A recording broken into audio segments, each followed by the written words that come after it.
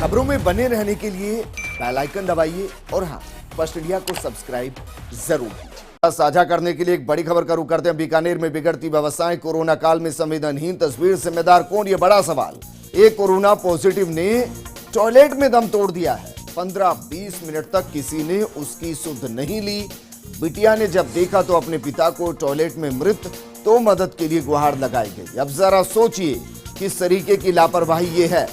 जहां का जो स्टाफ था वो स्टाफ कहां था?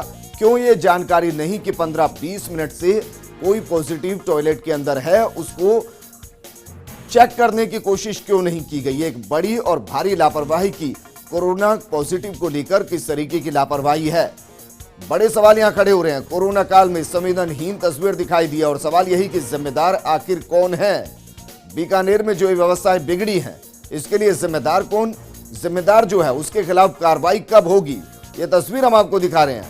तस्वीरें संवेदनहीनता की पराकाष्ठा को पार करते हुए, क्योंकि एक कोरोना पॉजिटिव जिसने टॉयलेट में दम तोड़ दिया है। 15-20 मिनट तक किसी ने उसकी सुध नहीं ली और इस वजह से टॉयलेट में ही उसने दम तोड़ दिया। लेकिन जब बिटिया ने अपने पिता को टॉयलेट में मृत देखा तो फिर मदद के लिए गुहार लगाई गई। लेकिन जो काम बेटी ने किया वो यहाँ के व्यवस्थापक क्यों नहीं कर पाए? किसी की तो जिम्मेदारी होगी, जो पेशेंट को देख रहा होगा, किसी को तो जानकारी होगी कि अगर वो टॉयलेट गया है तो इतने वक्त तक बाहर क्यों नहीं आया। ये तमाम सवाल हैं।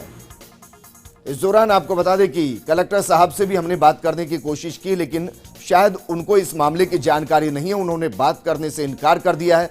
वैसे बीकानेर के कलेक्टर काफी एक्टिव रहते हैं इन मामलों के अंदर। उम्मीद हम करेंगे कि जैसे ही उन तक ये जानकारी पहुंचेगी, जांच के बाद एक उचित कार्रवाई की जाएगी।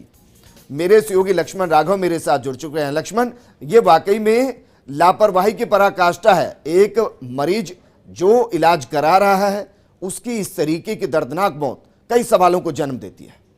देखिए, निश्चित तौर पर संवेदनहीनता का उदाहरण है, गैर जिम्मेदाराना व्यवहार का उदाहरण है। और डिस्ट्रिक्ट एडमिनिस्ट्रेशन क्या कर रहा है, इस पर सवाल खड़े होते हैं कि आखिर किस तरह की स्थितियां हैं। कोरोना जहां पर कोविड वार्ड है, जहां पर ये कहा जा रहा है, पहले तो वहां पर जो सवाल उठे और इस तरह की मौत हो जाए, तो ये तमाम चीजें ऐसा है कि कहीं ना कहीं ये बताता है कि हम प्रशासनिक व्यवस्था और स्वास्थ्य सेवाएं कितनी नजर हो चुकी हैं। वो भी तब जबकि ये दावा रोज किया जा रहा है कि हम बेहतर काम कर रहे हैं। तो निश्चित तौर पर इस पूरे मामले में मुझे लगता है मंत्री स्तर पर जांच होनी चाहिए कि आखिर ऐसी स्थिति क्या बनी। क्या वार्ड में ये ध्यान नहीं रखा जाता कि पेशेंट यदि इस तरह से कहीं जाता है तो उसको 20-25 मिनट तक पता ही ना चले और उस तरह टॉयलेट में मौत हो जाए। लक्ष्मण, क्या है इस पेशेंट की हिस्ट्री पता चल पाई कि कब से एडमिट थे, कितनी क्रिटिकल कंडीशन थी? देखिए, जो जानकारी मिल रही है उसमें ये बताया गया है कि डिप्रेशन के शिकार ये थे और कहा ये जा रहा है कि थायराइड से भी पीड़ित थे।